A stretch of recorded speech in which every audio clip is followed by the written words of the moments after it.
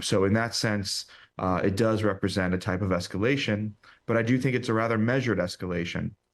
Again, I would caveat that we have not yet seen the totality of the strikes that are potentially going to be taken, but thus far, these are targets similar to ones that the U.S. has targeted in the past after U.S. service members have been wounded or killed. The difference is, of course, is that we're just seeing more strikes and more targets. It's really, in some respect, been a long observed practice that the U.S. has conducted these self-defense strikes when U.S. service members are wounded, but especially when they're killed.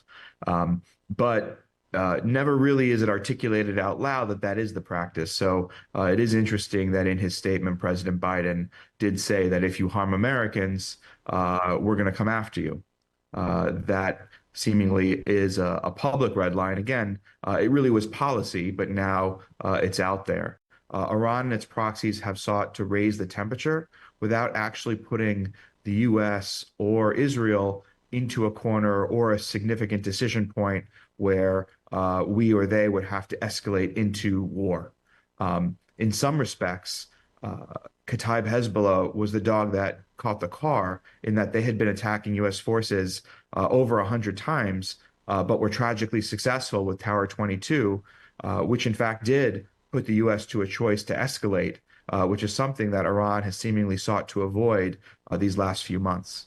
I think from the U.S. government perspective, every day where the region isn't in total war is a good day.